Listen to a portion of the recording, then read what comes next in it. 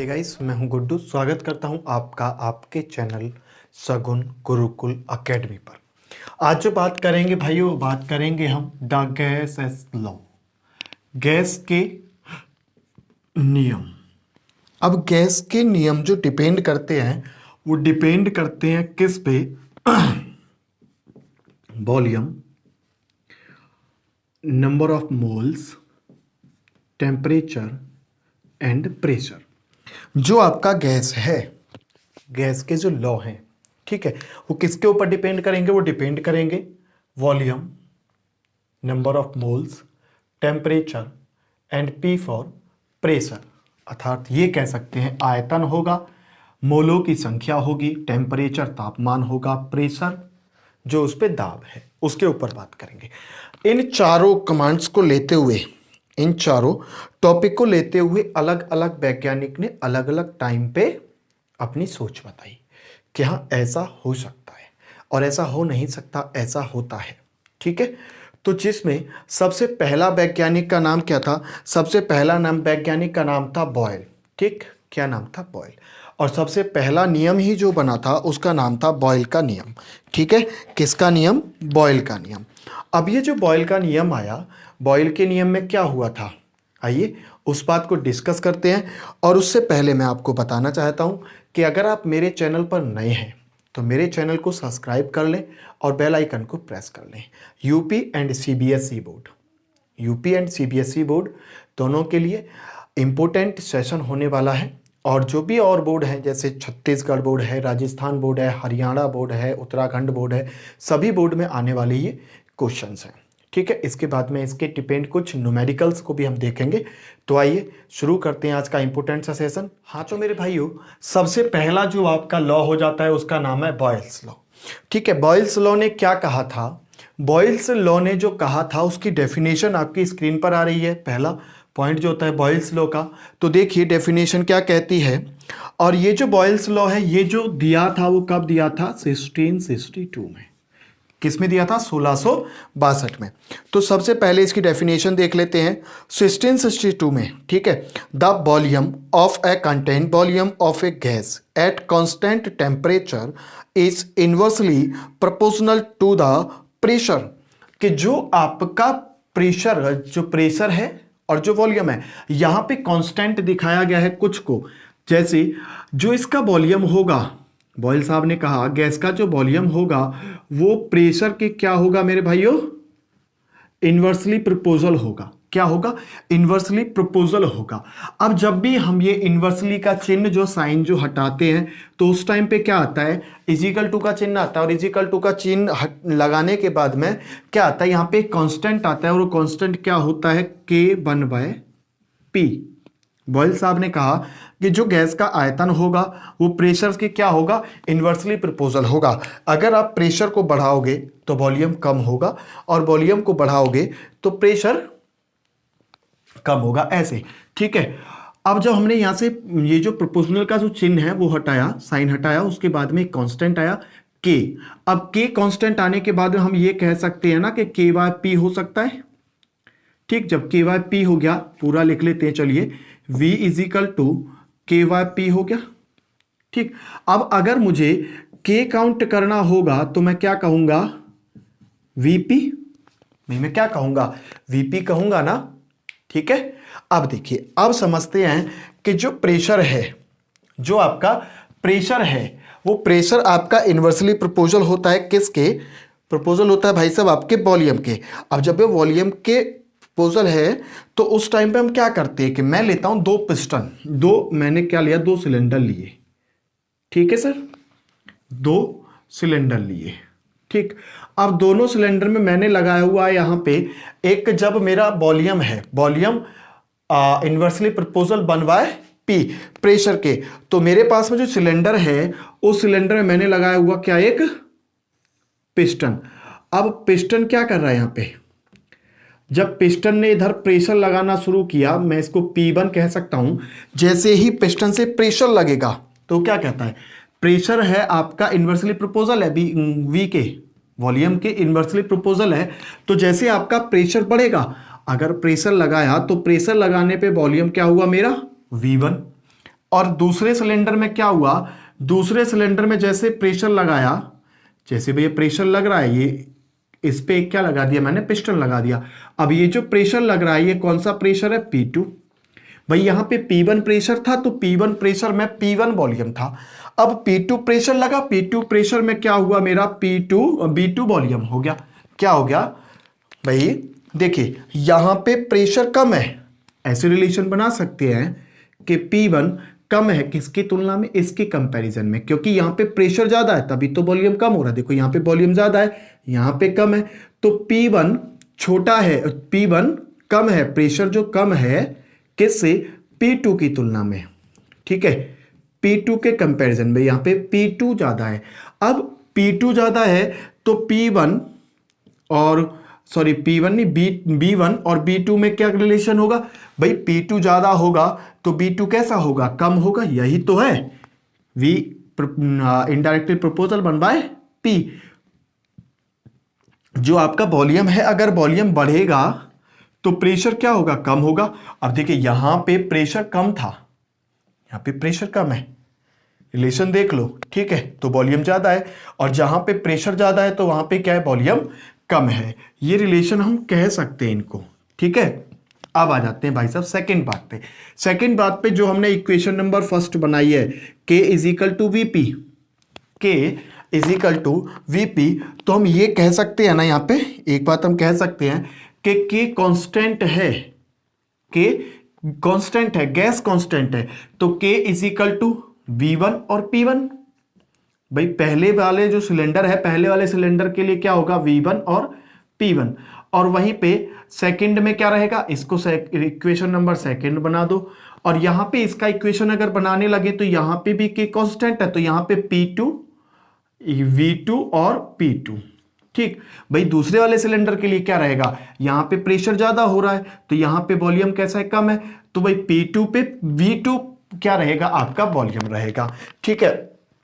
अब बात आती है कि दोनों के इक्वल है, दोनों के इक्वल है, यहां पे भी K है, यहां पे भी K है, या तो K की वैल्यू जो ये है, जो K की वैल्यू ये है, समीकरण नंबर 3 है, इक्वेशन नंबर थर्ड है, या तो K की वैल्यू आप यहां पे पुट कर दो, या फिर ये वाले क्या की वैल्यू आप यहां पे पुट कर दो। From equation second and third, equation number दूसरी और तीसरी से, तो भाई दूसरे और तीसरे में क्या है, मैं ये वाले K की वैल्यू यहां वाले K पे पुट कर देता हूं, तो V1 P1 is equal to V2 P2, तो क्या हुआ कि जो V1 और P1 है, V1 P1 बराबर है किसके, V2 P2 के, ठीक है, V1 P1 बराबर है V2 और P2 के।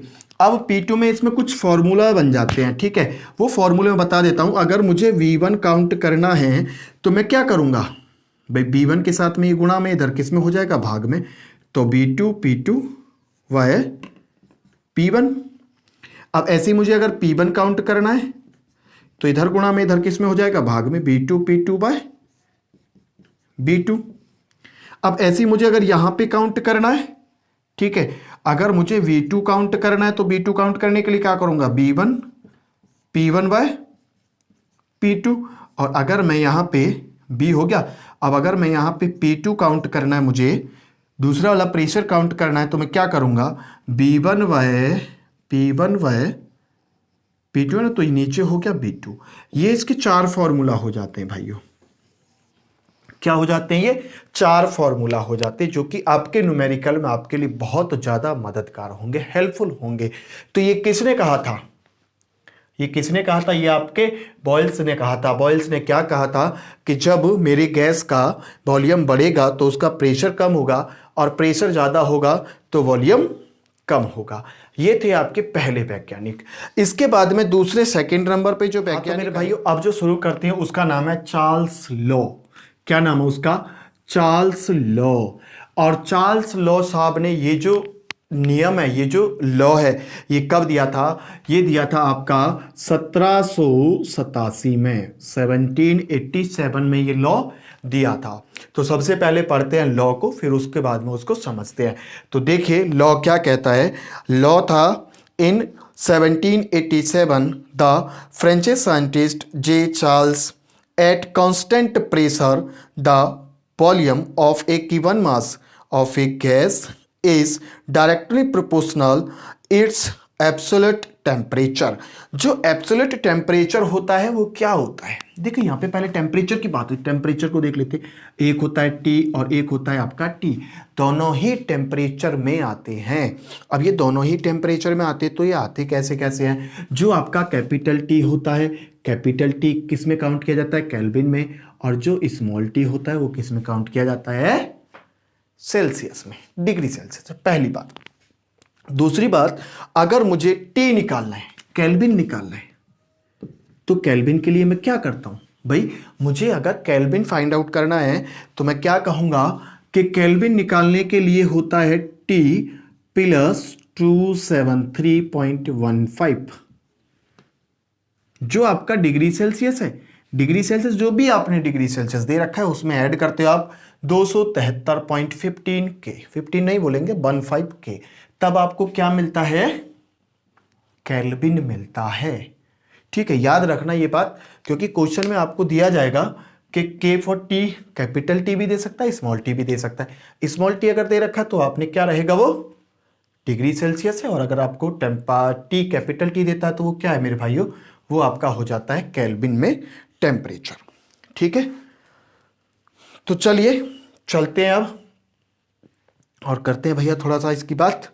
चलिए देखिए, आपने अभी इसकी डेफिनेशन पढ़ी थी। डेफिनेशन में क्या कहा था भाई? यहां पे डेफिनेशन में क्या कहा है कि जो आपका वॉल्यूम है वो वॉल्यूम डायरेक्टली प्रोपोर्शनल है किसके? टी के।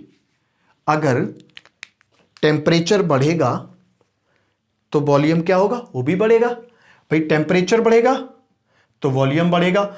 अब ये जो यहां पे साइन है, ये साइन अगर मैं यहां से हटा देता हूं तो यहां पे एक कांस्टेंट आता है, वो क्या होता है? टी। कांस्टेंट आता है, सॉरी, के, और के के बाद में क्या लग जाता है? टी, के टी हो गया। अब मुझे अगर यहां पे के काउंट करना हो तो मैं क्या कहूंगा? टी है, टी ऊपर, टी यहां पे गुणा में, इसे भाग में आ जाएगी। ठीक है, इधर जाके किस में हो जाएगी? भाग की फॉर्म में आ जाएगी, डिवाइड में आ जाएगी। ठीक है, टी। अब यहां पे कुछ हम समझते हैं डायग्राम के जरिए से। देखिए मेरे पास में दो सिलेंडर है, ठीक है। अब यहां पे मैंने लगाया हुआ है इसमें एक पिस्टन, ठीक। जब पिस्टन पे लगाया तो यहां पे जो डेल्टा है भाई, B1 इसका क्या है? B1 इसका आयतन है, वॉल्यूम है। कब? जब मैंने यहां पे T1 टेम्परेचर लिया, T1 टेम्परेचर है। अब इसको मैं गर्म करता हूं भाई, केमिस्ट्री में जो तापमान को दिखाते हैं ना वो डेल्टा से दिखाते हैं, ठीक है। जैसे मैंने इसको गर्म किया, गर्म करने के बाद में क्या हुआ, जो आपकी गैस थी, गैस को जैसे ही मैंने थोड़ा सा गर्म किया, गर्म करने के बाद में गैस फ्री रोटेट करने लगी। मेरा पिस्टन कहां पे पहुंच गया? यहां पे पहुंच गया। अब जब जैसे ही टेम्परेचर दिया, यहां पे T1 टेम्परेचर था, यहां पे क्या हो गया? T2 temperature. T2 टेम्परेचर पे मेरा जो वॉल्यूम है वो क्या हो गया? V2 हो गया। क्यों? क्योंकि जैसे आपका वॉल्यूम बढ़ेगा वैसे टेम्परेचर बढ़ेगा, और जैसे टेम्परेचर बढ़ेगा वैसे आपका क्या बढ़ेगा? वॉल्यूम बढ़ेगा। ठीक है, तो अब हम एक इक्वेशन बना सकते हैं कि अगर मैं K फाइंड आउट कर रहा हूं पहले सिलेंडर के लिए, मैं क्या कहूंगा? T1 by B1। Equation number first, नहीं सेकंड है, क्योंकि फर्स्ट तो ये रहेगी। ठीक है, अब अगर मैं दूसरे सिलेंडर के लिए काउंट कर रहा हूं तो वहां पे K क्या होगा? K होगा आपका T2 बाय V2। ये इक्वेशन नंबर 3। अब वही फंडा from equation second and third, दोनों इक्वेशन को ले लो, कहीं पे किसी भी K का मान रख दो। तो T1 अपॉन T2, इस वाले K की जगह पे रख दिया, T नहीं, ऐसे ही नहीं है, K V2 V1। भाई T1 टेम्परेचर पे V1, तो वहीं पे T2 टेम्परेचर पे V2 वॉल्यूम होगा। ठीक, सिंपल सी बात है। अब यहां पे कुछ फॉर्मूला बन जाते हैं अगर मुझे T1 काउंट करना है। जब T1 काउंट करेंगे तो ये गुणा में इधर किस में, इधर भाग में, इधर किस में हो जाएगी, गुणा में, तो T2V2 बाय V2। अगर मुझे V1 काउंट करना है यहाँ पे, तो V1 काउंट करने के लिए मैं क्या करूंगा भाई, अगर मुझे V1 काउंट करना है तो V1 काउंट करने में मैं क्या करूंगा, कुछ नहीं करना भाई। V1 अगर काउंट करना है, देखो ये यहां पे पहुंचता ना इधर, ठीक है, तो इसकी गुणा इसमें करो, ये भाग में रख दो, तो T1 V2 बाय T2। अगर मुझे अब T2 काउंट करना है, T2 काउंट करना है, T2 काउंट करने तो ये इसके साथ में गुणा में पहुंचेगी, तो T1 बाय T1, और मुझे क्या काउंट करना है, T2 काउंट करना है, ठीक है, T2 काउंट करना है, तो T1 और V2 बाय V1। और अगर मुझे अब यहां पे B2 काउंट करना है, तो B2 काउंट करने के लिए क्या करूंगा, ये इसके साथ गुणा में जाती है, तो T2 इंटू छोड़ो T2 और V1 बाय T1, ये इसका फॉर्मूला हो गया, ठीक है। जब मुझे ये काउंट करने, तो 4 फॉर्मूला इसके हो जाते हैं, जो कि मेरे भाइयों आपके जो न्यूमेरिकल्स होंगे उनमें बहुत ज्यादा हेल्पफुल होंगे, ठीक है। तो जो आपका चार्ल्स थे, चार्ल्स ने क्या कहा था, चार्ल्स ने ये लॉ दिया था आपका 1787 में। उन्होंने कहा जैसे हमारा वॉल्यूम बढ़ता है टेम्परेचर बढ़ता है, ठीक है, प्रोपोर्शनल होता है, प्रोपोर्शनल का साइन हटाते हैं, क्या आता है, कांस्टेंट आता है के, इसको क्या कहते हैं, गैस नियतांक या गैस कांस्टेंट कहते हैं, ठीक है। तो आपका अगर गैस कांस्टेंट आपको काउंट करना है, तो V अपॉन के टी, वॉल्यूम अपॉन टेम्परेचर। अब पहली पिस्टन में और दूसरी पिस्टन में आपने देख लिया, जैसे पहली पिस्टन को मैं गर्म करता हूं तो वॉल्यूम बढ़ जाता है, जब वॉल्यूम बढ़ जाता है तो मेरा जो टेम्परेचर है वो क्या हो रहा है, वो भी बढ़ रहा है, ठीक है। तो ये था आपका सेकेंड लॉ, जिसका नाम था चार्ल्स लॉ। अब चार्ल्स लॉ के बाद में आए आपके एवोगाड्रो। कौन आए, एवोगाड्रो। तो एवोगाड्रो के पास चलते हैं, ठीक है। तो आइए शुरू करते हैं आपका नेक्स्ट, जिसका नाम है, हाँ तो मेरे भाइयों अब शुरू करते हैं आपका Avogadro law. Avogadro law means Avogadro का नियम। एवोगाड्रो का जो नियम है वो क्या कहता है, वो होता है आपका V डायरेक्टली प्रोपोर्शनल n के, ठीक। अब ये जो n है, और इतना ही पढ़ने के बाद में पहले इसकी डेफिनेशन देख लेते हैं, ठीक है। डेफिनेशन क्या होती है, आपके स्क्रीन पर आ रही होगी डेफिनेशन, देखिए। Amado Avogadro was in Italian physicist how stated in 1811 that the volume of any gas is proportional to the number of molecules of gas. In other words, if the amount of gas increasing, then so does its volume. अब यहां पे समझने वाली बात दो कही है, एक तो नंबर ऑफ मोल्स, और अब नंबर ऑफ मोल्स को किससे बताते हैं ये बता दूं। चलिए, जो आपका कैपिटल N है उसको क्या कहते हैं, नंबर ऑफ मॉलिक्यूल्स। अब अगर मैं नंबर ऑफ मॉलिक्यूल्स कहते हैं, और एक होता है आपका N, एक होता है आपका स्मॉल n, और n क्या होता है ये तो बता दिया मैंने आपको, कैपिटल N होता है नंबर ऑफ मॉलिक्यूल्स, और जो n होता है क्या होता है, नंबर ऑफ मोल। तो ये कह सकते हैं ना कि n बराबर n है, तो मैं ये लिख सकता हूं ना कि V डायरेक्टली प्रोपोर्शनल है n के। और जब मैं यहां से n हटाऊंगा, सॉरी, जब यहां से ये जो साइन है डायरेक्टली प्रोपोर्शनल का जो साइन है, अगर मैं इसको यहां से हटा देता हूं तो यहां पे एक कांस्टेंट आता है, ठीक है। और वो कांस्टेंट क्या होता है मेरे भाइयों, वो पढ़ चुके हो आप, उसका नाम है Kn। क्या है उसका नाम, Kn, ठीक। यहां पे एक कांस्टेंट बन गया। अब कांस्टेंट आने के बाद में साहब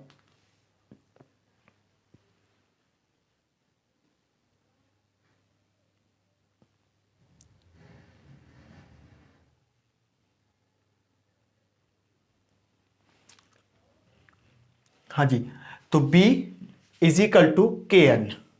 अब K क्या है, अरे अब K क्या है, इसका फॉर्मूला वैसे होता इतना ही है केवल, ठीक है। जो आपका वॉल्यूम है, वॉल्यूम किसके बराबर होगा, V is equal to Kn।